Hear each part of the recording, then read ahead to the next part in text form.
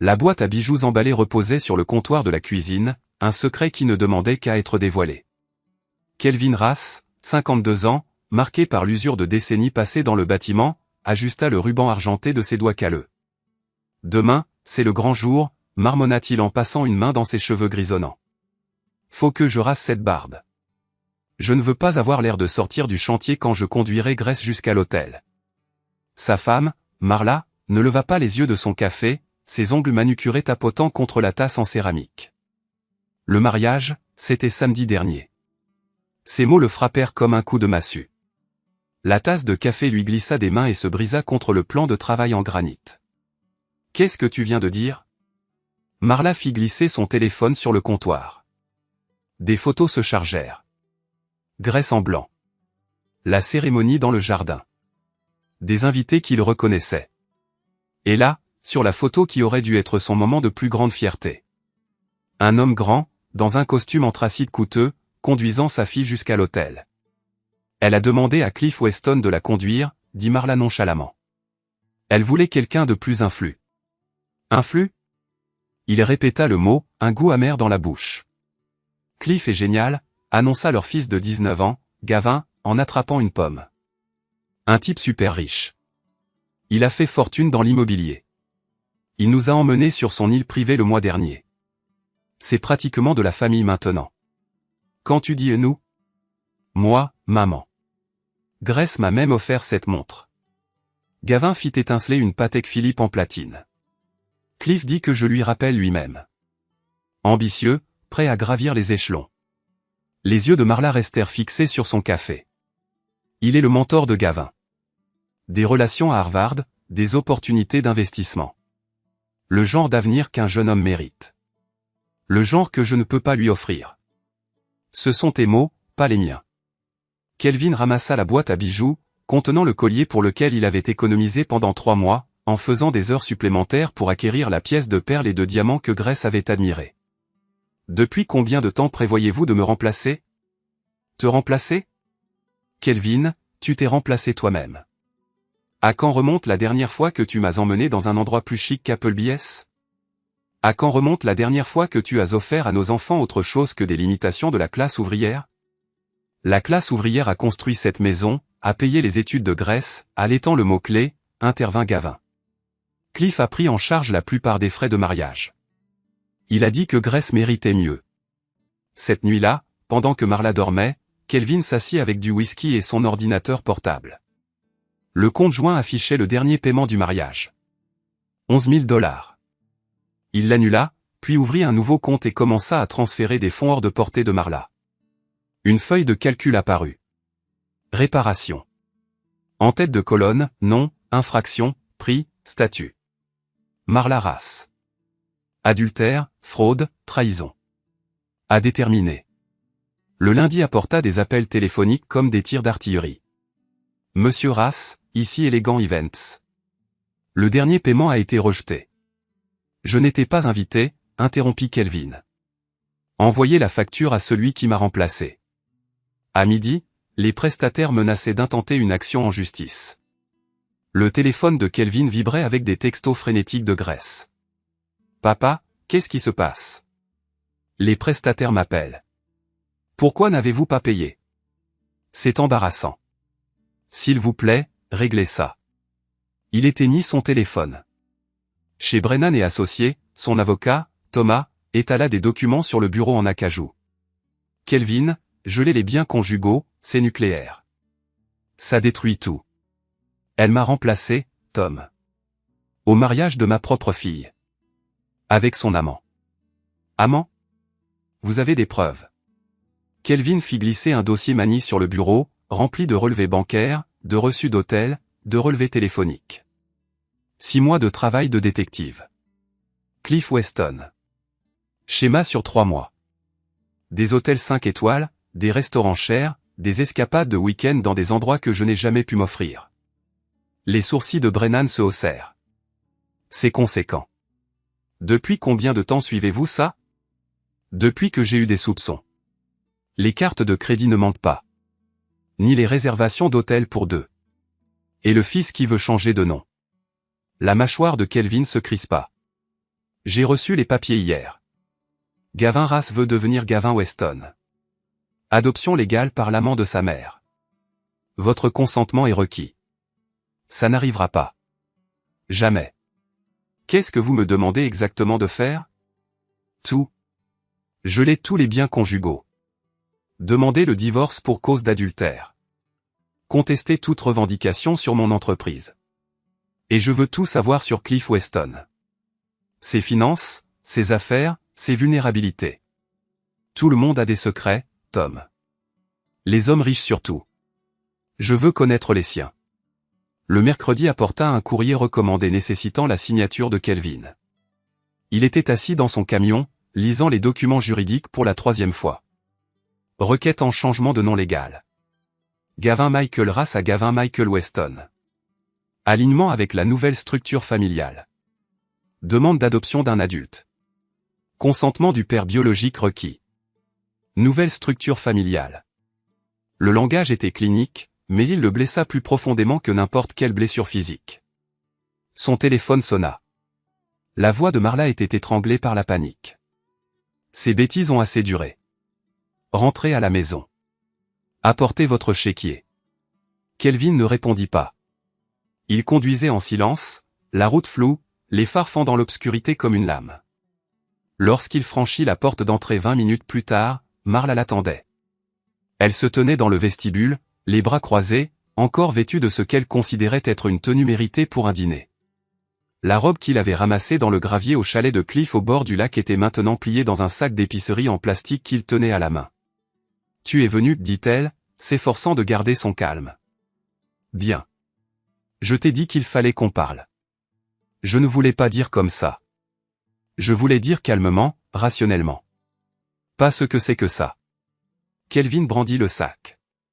Marla fronça les sourcils. Qu'est-ce que c'est censé être? Tu l'as oublié, dit-il. Au chalet. J'ai pensé que tu la voulais en retour. Son visage se figea, la couleur s'estompant. J'étais sorti avec Victoria. Non, tu riais en buvant du vin sur la terrasse de Cliff.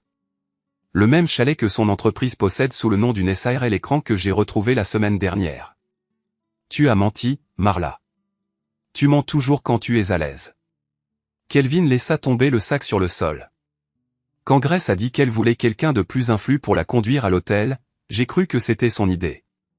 Mais maintenant, je sais exactement qui a mis son grain de sel dans cette décision. Tu ne comprends pas. Je comprends tout. Les hôtels, les restaurants, le mentorat, les secrets. Tu ne m'as pas seulement trompé, tu m'as effacé un mouvement calculé à la fois. Elle essaya de s'approcher, mais il leva la main. Ne fais pas ça.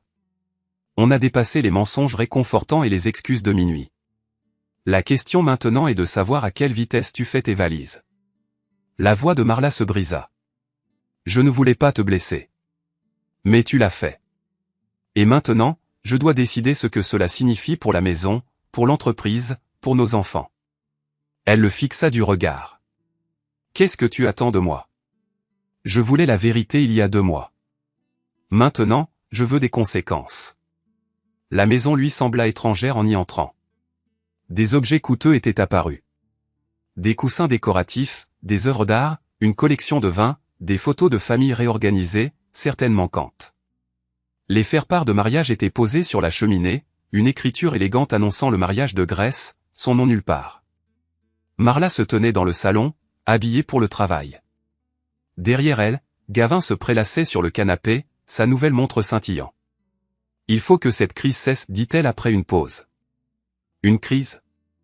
Geler les comptes, refuser de payer le mariage de Grace? Tu nous mets dans l'embarras.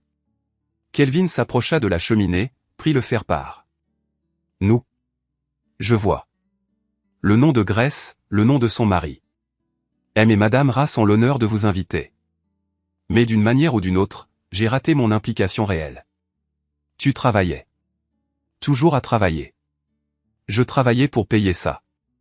Il brandit le faire-part. 11 000. Dernier paiement, 23 000 au total. Chaque centime de journée de 16 heures rentrant à la maison couvert de poussière de béton. Cliff a aidé avec les coûts. Cliff? Kelvin reposa soigneusement le faire-part. Parle-moi de Cliff. Le calme de Marla vacilla. C'est un ami. Un homme d'affaires prospère. Un ami qui t'emmène dans une station balnéaire. Un ami qui conduit ma fille à l'hôtel. Tu es paranoïaque. Kelvin sortit son téléphone, fit défiler jusqu'à une photographie. Tu reconnais ça? Clair comme de l'eau de roche. La station balnéaire. Le 15 mars.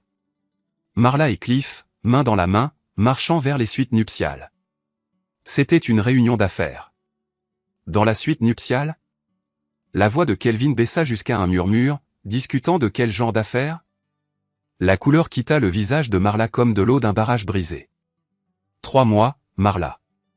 À chaque fois que j'étais hors de l'état. À chaque fois. Tu disais que tu rendais visite à ta sœur. Il fit défiler d'autres photos. L'hôtel Grandview. Chez Laurent. La marina où il garde son yacht. Kelvin, où va Gavin cet après-midi? Rencontre avec Cliff au sujet du stage. La société d'investissement veut l'interviewer. Bien sûr. Ils le veulent. Kelvin se tourna vers la porte. Où vas-tu? Me présenter à mon remplaçant. Weston Enterprises occupait les 3 derniers étages de la tour Méridien. Kelvin prit l'ascenseur jusqu'au 42e étage, toujours vêtu de ses vêtements de travail, de ses bottes à embout d'acier, de sa veste en jean avec le logo de son entreprise. L'accueil sentait l'argent et la prétention. Je suis ici pour voir Cliff Weston, dit-il à la réceptionniste, dont le sourire vacilla à son apparence. Avez-vous un rendez-vous? Je suis de la famille. Il voudra me voir. 5 minutes plus tard, une lourde porte en chêne s'ouvrit. Cliff Weston en sortit, grand, les cheveux argentés, portant un costume qui coûtait plus cher que ce que Kelvin gagnait mensuellement. Derrière lui, Gavin traînait, l'air d'avoir gagné à la loterie. Vous devez être Kelvin. Cliff tendit une main soignée. J'ai tellement entendu parler de vous. Kelvin ne la prit pas, il étudia juste l'homme qui avait démantelé sa famille. Il faut qu'on parle en privé. Le sourire de Cliff vacilla. Gavin, attends dans la salle de conférence. Café, pâtisserie de cette boulangerie que tu aimais. Mais je pensais qu'on allait discuter d'eux. Gavin se reprit. Je veux dire, Cliff. Je pensais qu'on continuerait dans quelques minutes. Ce lapsus frappa Kelvin physiquement. Son fils avait presque appelé cet étranger papa. Le bureau de Cliff était un monument à l'ego. Des récompenses, des photos avec des politiciens, une vue imprenable sur toute la ville. Il s'installa derrière un bureau de la taille d'un porte-avions. Écoute, Kelvin, je sais que c'est délicat. Délicat? Kelvin restait debout. Tu as détourné le mariage de ma fille. Tu fais un lavage de cerveau à mon fils. Tu couches avec ma femme. Je préfère penser que je comble un vide. Un vide que tu as créé. Pardon? Cliff se pencha en arrière, joignant les mains en un geste de dominance. Marla était seule. Grace avait besoin d'une figure paternelle capable de rehausser son statut et de lui ouvrir des portes. Gavin méritait des perspectives au-delà des aspirations d'un ouvrier et d'un horizon limité. Soyons réalistes. Qu'est-ce que tu peux offrir? Une retraite de travailleur du bâtiment? Une maison modeste dans un quartier de classe moyenne? Des relations sociales dans le milieu artisanal? Le sourire de Cliff devint prédateur. Je peux offrir des études dans les meilleures universités, des fonds fiduciaires, des réseaux couvrant tous les secteurs. Je peux leur offrir la vie qu'ils méritent. Les mains de Kelvin se crispèrent sur le dossier de la chaise. Espèce d'arrogant. Attention. J'ai la sécurité en numérotation abrégée. Ta famille est passée à autre chose, à des choses plus importantes. La question est de savoir si tu l'accepteras avec élégance ou si tu forceras une situation désagréable. Quel genre de situation désagréable? Des ordonnances restrictives? Un déballage public? Cliff haussa nonchalamment les épaules. Marla a déjà parlé à son avocat d'un divorce sans faute. Elle est généreuse. Tu sais quoi, Cliff? Tu as raison. Je ne peux pas offrir ce que tu peux. Le sourire de Cliff revint, triomphant. Mais je peux offrir quelque chose que tu ne peux pas. Quoi donc? Des conséquences. L'expert comptable judiciaire, Patricia Vance, étala des documents sur la table de cuisine de Kelvin comme des cartes de tarot annonçant un désastre. 27 000 $ manquants sur votre compte de rénovation domiciliaire, transféré à une société écran appelée CW Global Assets sur une période de 4 mois. CW. Cliff Weston se surpasse. La signature de votre femme sur les documents de constitution. Elle est répertoriée comme cofondatrice et directrice financière. Patricia pointa la signature indubitable de Marla. Ce n'est pas un faux. Elle a signé de son plein gré. Donc, pendant que je faisais des heures supplémentaires pour économiser pour le mariage de Grace, il volait dans la caisse de la maison. C'est une fraude électronique, un complot, des accusations fédérales passibles de lourdes peines de prison. Patricia sortit un autre dossier. Monsieur Weston n'a pas autant de succès qu'il le prétend. Le fisc enquête sur lui depuis 2 ans. Des centaines de milliers de dollars en impôts impayés, ajouta-t-elle. Il est enseveli sous les audits, les signaux d'alarme et les soupçons fédéraux. Les sociétés écrans sont toutes conçues pour blanchir de l'argent et dissimuler des actifs à la saisie. Kelvin se pencha en avant, la mâchoire serrée. Dans quelle mesure est-il exposé? Patricia tapota le dossier. Beaucoup. J'ai retracé 6 propriétés canalisées par CW Global Assets. Le nom de votre femme figure sur les statuts de constitution. Elle a signé de son plein gré 2 fois. Kelvin expira lentement. Alors je veux qu'il soit acculé avant qu'il ne sache qu'il est pourchassé. Voulez-vous le confronter? Non, dit-il, se levant. Je veux l'avertir. Une seule fois, avant que tout ne s'effondre. Kelvin classa des documents. Une action civile contre Marla pour utilisation non autorisée de fonds conjugaux, un signalement de fraude contre Cliff déposé auprès de la division de la criminalité en col blanc du FBI, et un signalement pénal au fisc pour évasion fiscale, avec des demandes de saisie d'actifs pour toutes les propriétés des sociétés écrans. La justice moulait lentement, mais excessivement fin.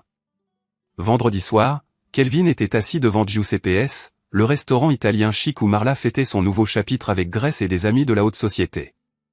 À travers les fenêtres, il les vit rire et trinquer avec du champagne coûtant plus que le salaire quotidien de la plupart des gens. Il entra et s'approcha du maître d'hôtel. « J'ai besoin d'envoyer quelque chose à la table près de la fenêtre. » Les femmes qui célèbrent un anniversaire? Quelque chose comme ça. La boîte cadeau avait l'air innocente et élégante, enveloppée d'un ruban argenté. À l'intérieur, une clé USB contenant des enregistrements audio de Marla et Cliff discutant de stratagèmes financiers, des copies de documents bancaires montrant des transferts frauduleux, des photographies de visites d'hôtel et une note dactylographiée. Tu m'as remplacé au mariage. Maintenant, je remplace ton avenir. Le FBI te remercie de ta coopération, K. Il observa depuis le bar le sommelier livrer la boîte. Marla l'ouvrit avec une anticipation ravie, son visage passant par la confusion, la reconnaissance et la terreur. Elle attrapa le bras de Grace et murmura frénétiquement. La célébration mourut comme si quelqu'un avait coupé le courant. Kelvin laissa la poing et s'enfonça dans la nuit, se sentant plus léger qu'il ne l'avait été depuis des mois. Lundi apporta le chaos comme une catastrophe naturelle. Le FBI fit une descente chez Weston Enterprises à l'aube, des agents fédéraux envahissant la tour Méridien. Ils emportèrent des boîtes pendant que les équipes de tournage filmaient des journalistes décrivant le réseau de criminalité en col blanc. À midi, les journaux financiers publiaient des articles sur l'enquête, avec des photographies de Cliff menotté. Kelvin suivait la couverture depuis son bureau, son café refroidissant pendant qu'il observait la destruction de l'empire de son ennemi.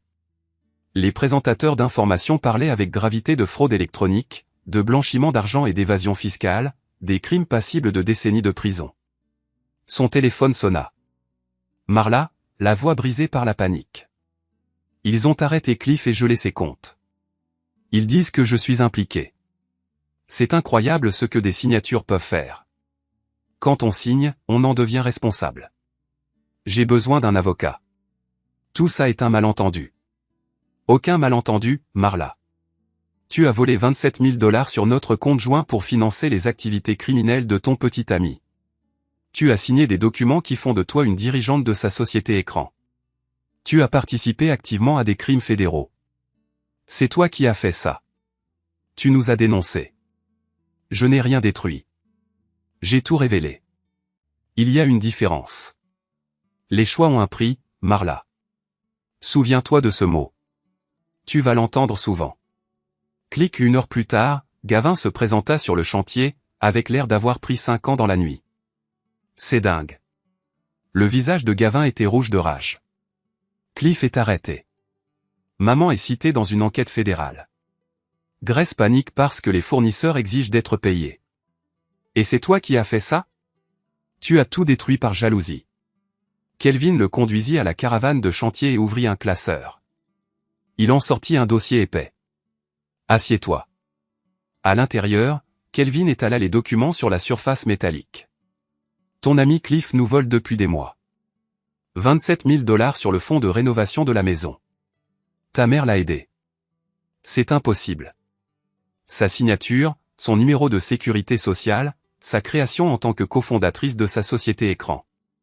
Kelvin pointa du doigt méthodiquement. Pendant que je travaillais 16 heures par jour pour payer le mariage de ta sœur, ils nous dépouillaient pour financer leur liaison. Gavin fixa les papiers, son visage traversé par diverses émotions. Ce n'est pas possible. Le FBI pense que si. C'est pour ça que Cliff est en détention fédérale, passible de 20 ans. Mais l'île, la montre, le stage. Il allait m'aider à entrer à Harvard avec de l'argent volé, Gavin.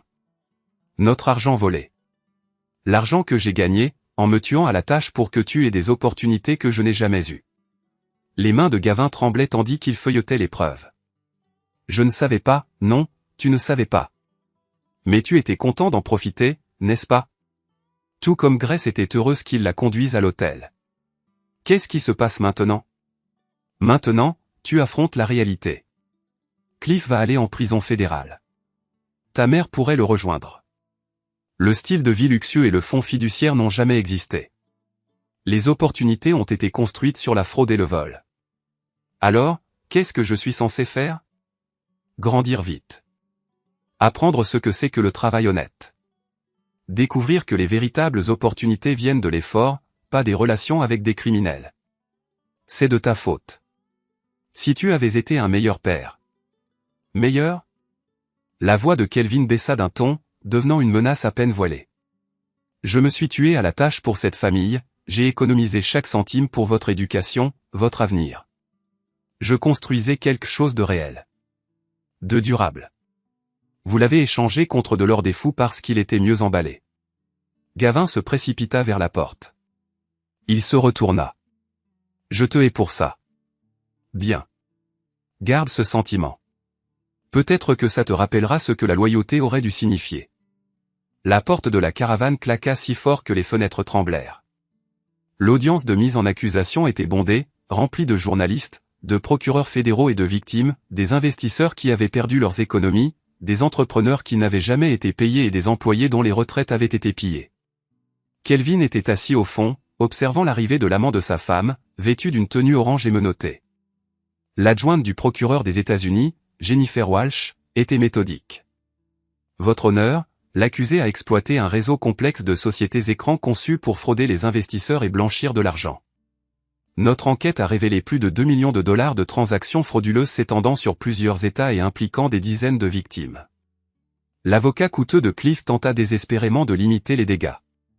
Mon client nie toutes les accusations.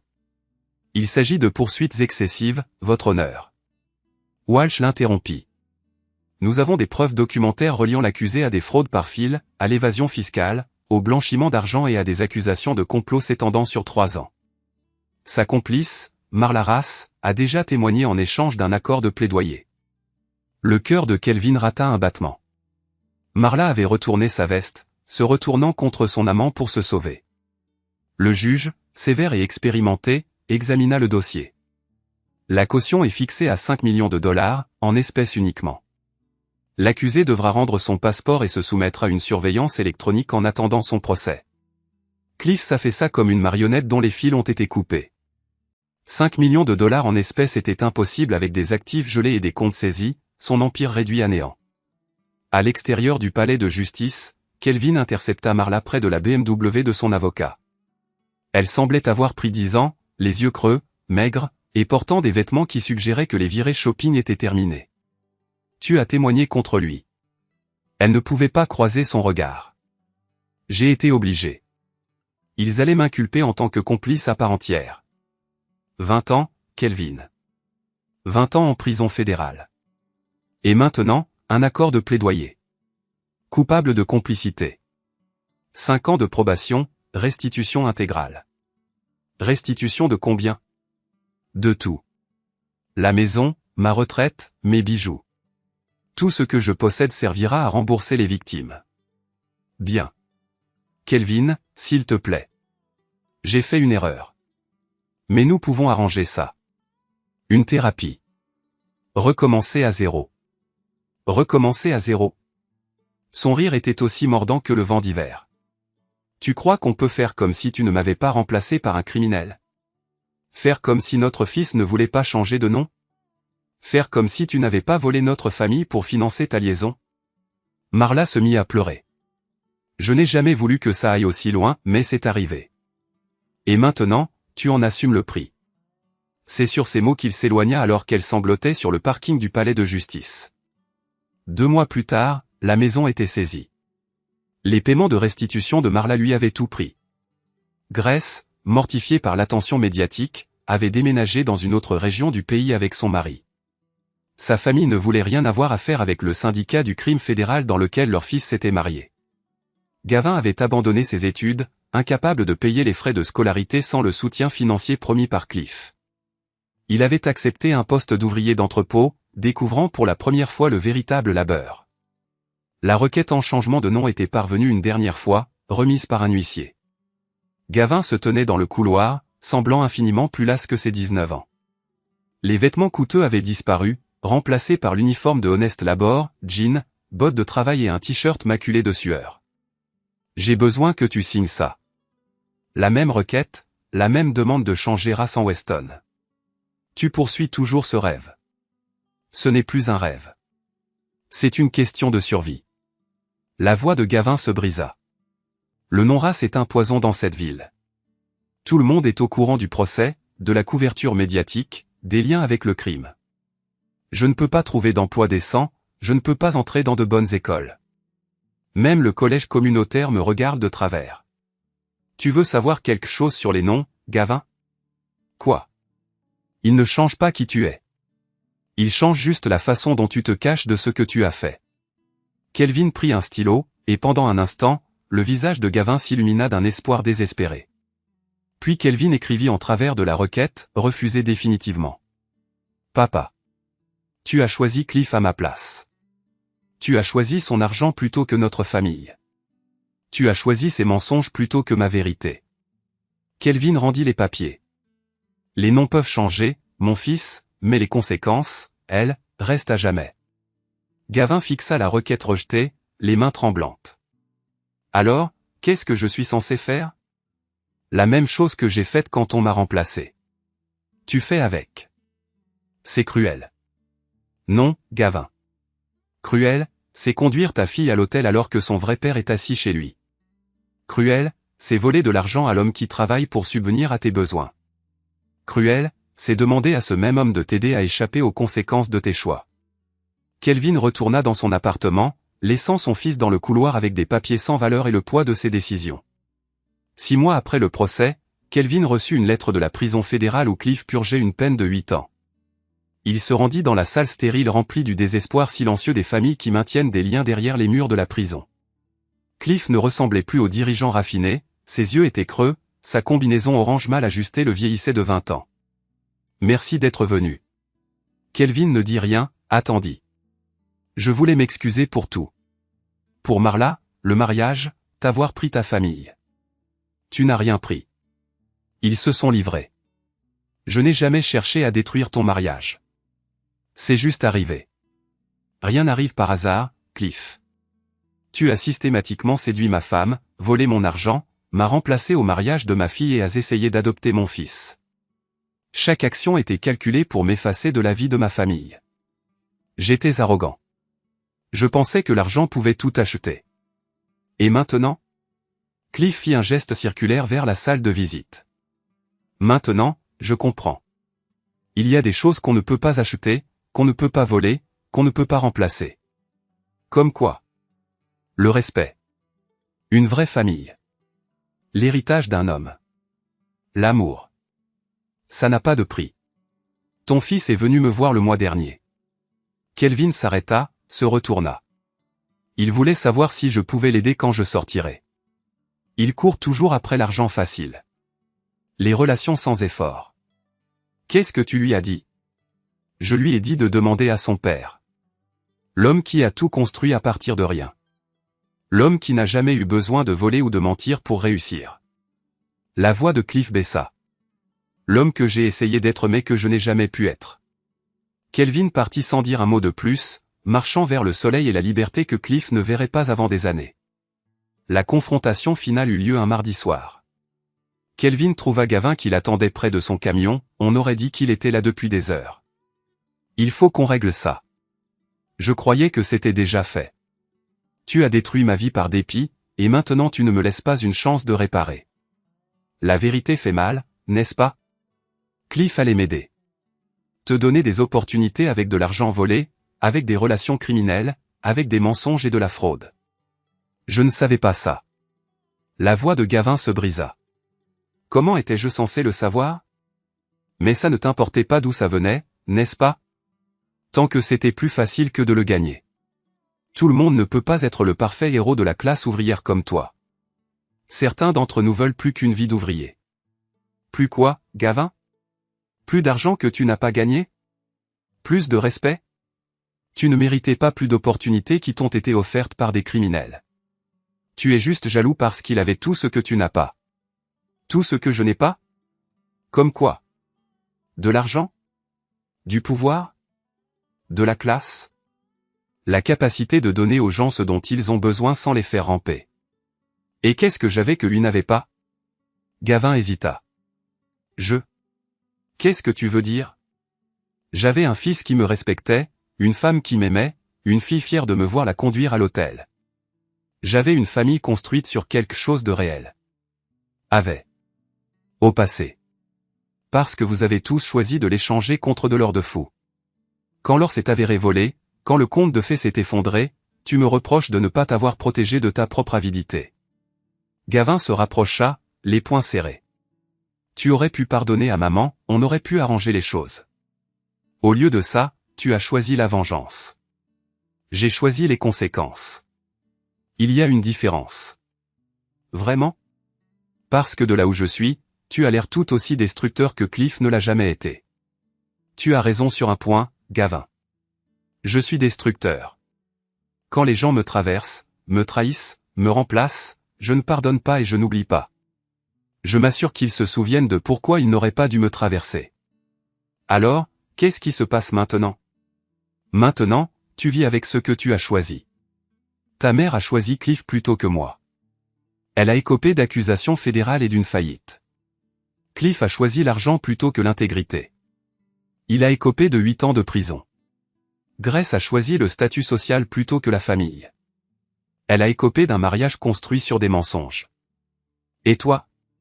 Tu as choisi le fantasme plutôt que la réalité. Tu as la réalité. Gavin lui lança un coup de poing sauvage et désespéré. Kelvin attrapa le poignet de son fils, le tordit juste assez pour le faire trébucher dans le camion. C'est le mieux que tu aies? Gavin chargea à nouveau, attrapant Kelvin autour de la taille dans un tacle maladroit qui les envoya tous les deux s'écraser sur l'asphalte. Ils roulèrent sur le parking, Gavin lançant des coups de poing sauvages tandis que Kelvin contrôlait ses poignets avec la force facile d'un travail physique de toute une vie. Ça ne changera rien, grogna Kelvin, épinglant les bras de son fils. Me battre ne te ramènera pas ton fonds fiduciaire. Je te déteste, hurla Gavin, les larmes coulant. Je déteste ce que tu nous as fait. Je déteste que tu aies tout détruit au lieu de simplement laisser tomber. Bien. Accroche-toi à ça. Peut-être que ça t'apprendra quelque chose sur la loyauté. Kelvin le relâcha, se releva et épousseta la poussière de béton de son jean.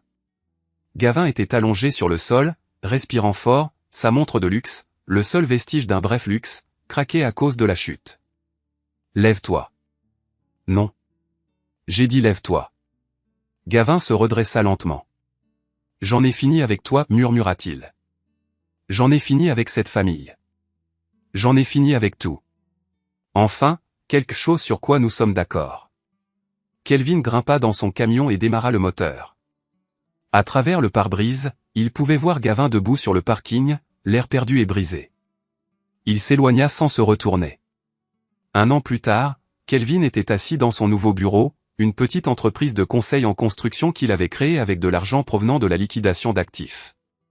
Une frappe interrompit son examen des plans de construction. Grace se tenait dans l'embrasure de la porte, mal à l'aise mais déterminée, portant des vêtements suggérant que son style de vie avait considérablement diminué. « Bonjour, papa. » Il fit un geste vers la chaise en face de son bureau. Grace. Elle s'assit prudemment, tripota un sac à main bon marché. « J'ai réfléchi à ce qui s'est passé. Au mariage, à tout ce qui a suivi. Et je te dois des excuses. Pour t'avoir exclu. Pour avoir choisi Cliff.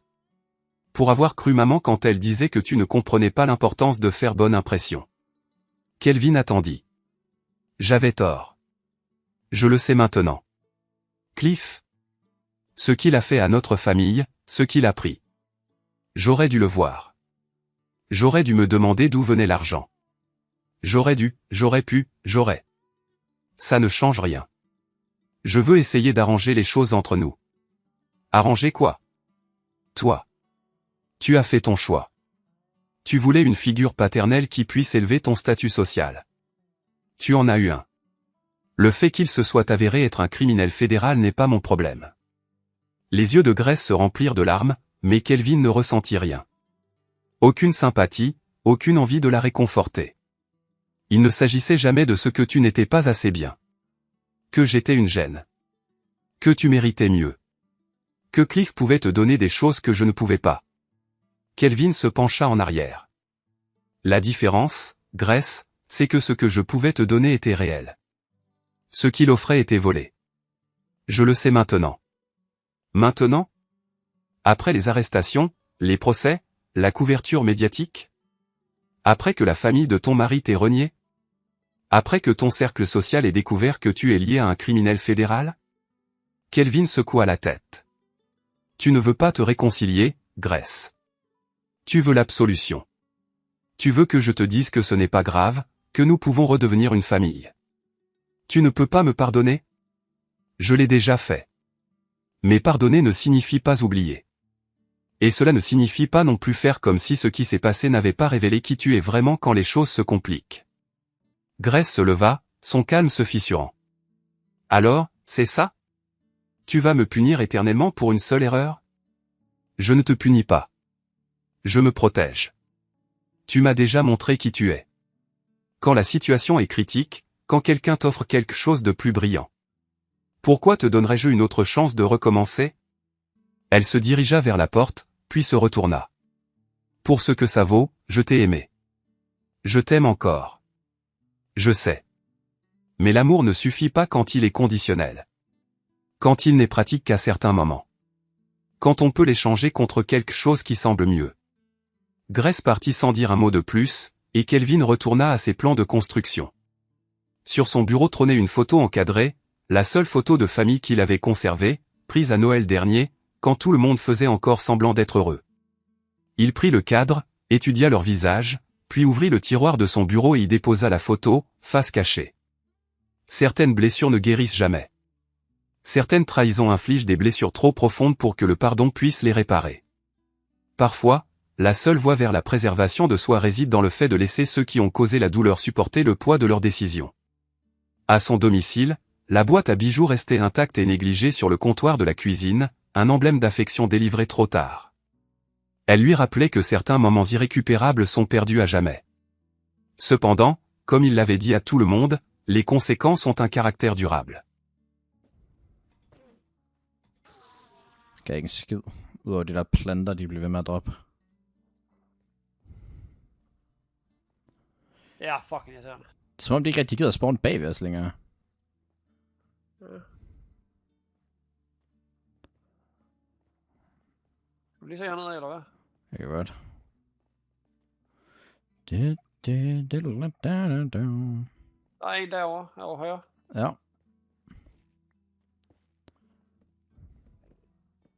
er også en lige til højre for at sende afsted her. Altså, kan jeg ikke bare kigge på ham, og så bruge skjold, og så nakker du ham, eller hvad? Det er lige før, men gider vi virkelig risikere det? Det tror jeg ikke, nej. Men jeg kigger på ham nu, så skal jeg bare ham til at komme over. Jeg har også en til højre her for os. Okay, lad os lige starte med ham. Eller jeg kan ikke fange ham. Nå, han kommer nu, ham den anden. Tror jeg. Han kommer her højre. Ja. Og så en helt over bagved, kan jeg få ham. Ja. Jeg har akkurat den anden der. Nice.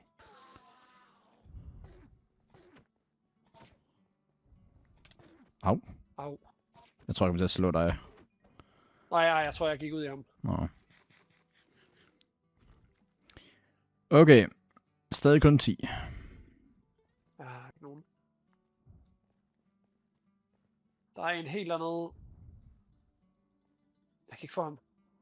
Jeg tror, vi er for langt væk fra ham. Nej, han er sur, han gider bare ikke teleport. What? Ja, han gider ikke teleport. Det er sådan en, der bokker. Lad os bare løbe modsat. Lige pludselig kommer han. Kom. Okay. Fuck den der lort. Lige pludselig får vi teleport på os. Så vi skal være klar med Ja. skjold. What? Hvor fanden er du? Hvad er det, jeg så fast? Ja, Sådan der.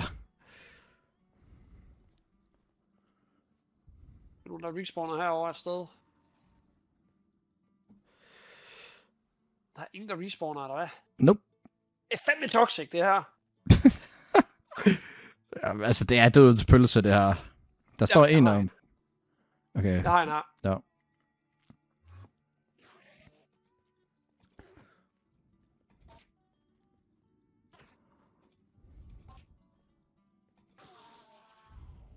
Helvede. Er der en der? Nej. Ja, skulle det også være lækkert, hvis de gad at droppe noget. Skal vi lige prøve at gå tilbage til den anden? 3-0. What? Ses Canada.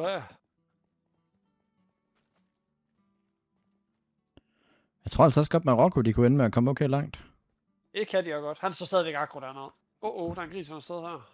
Fuck ham. Og det er sådan en lille piklen lort her. Lortegris. Hvad sker der, hvis man skyder ham der? Så TP han, tror jeg. Vær lige klar med det skjold. Du kan ikke skyde ham. Nej, men han du TP'er får det. TP'er ham, ja, det er rigtigt. Hvor skyder han igen? Jeg har her. Så for satan! Okay, han er ikke på play, ikke? Vi bliver nødt til at lige komme ind under her, fordi lige om lidt så stopper du billedet. Okay. Så bliver jeg hakket. Okay, all good. Yes. Adrimans. Ja. Ja, tak. Jeg kunne mærke, at han gav en pearl, fordi han skulle stå og bukke ham der. Bums. Gjorde han det? Ja. Stort. Ja, 11 nu.